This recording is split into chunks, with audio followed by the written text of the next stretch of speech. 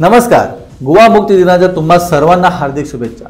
निसर्ग संपदेने भरलेला हा गोवा पर्यटनासाठी प्रसिद्ध आहेच, पण त्या व्यतिरिक्त देखील काही वैशिष्ट्यपूर्ण गोष्टी या राज्याबद्दल आहेत ज्या तुम्हाला नक्की आवडतील. गोवा हे कोकणी आणि मराठी अशा दोन अधिकृत राज्यभाषा असलेले भारतातील एकमेव राज्य आहे. गोवा हे भारतातील सर्वात लहान राज्य आहे, ज्याचा राष्ट्रीय महामार्ग उत्तरेपासून दक्षिणेकडे फक्त 120 किलोमीटर आणि पूर्वेपासून पश्चिमेकडे सुमारे 80 किलोमीटर आहे.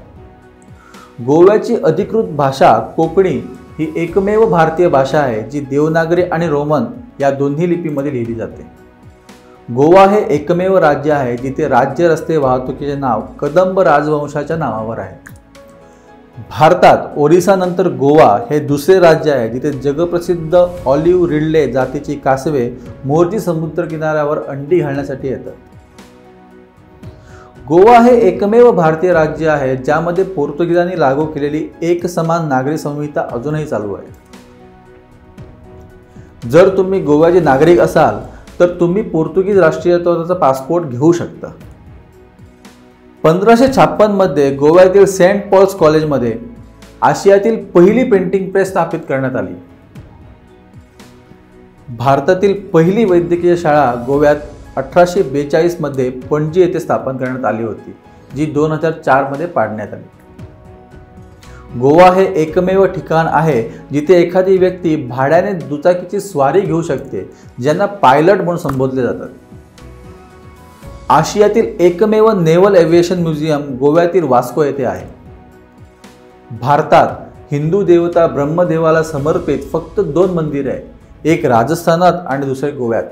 वाळपईपासून 17.7 किलोमीटरमध्ये असलेल्या करमळी गावात हे ब्रह्मदेवतेचे मंदिर पाहायला मिळते. पुढे या मंदिरावरूनच गावाचे नाव ब्रह्मकरमळी असे झाले. गोवा भारतातील सर्वात लहान राज्य असूनही सर्वात जास्त बँक बचत ठेवी इथेच आहे. संत मीराबाईचे भारतातील सर्वात मोठे लॅटराइट दगडीचे कोरीव काम गोव्यातील लोटली गावात पाहायला मिळते.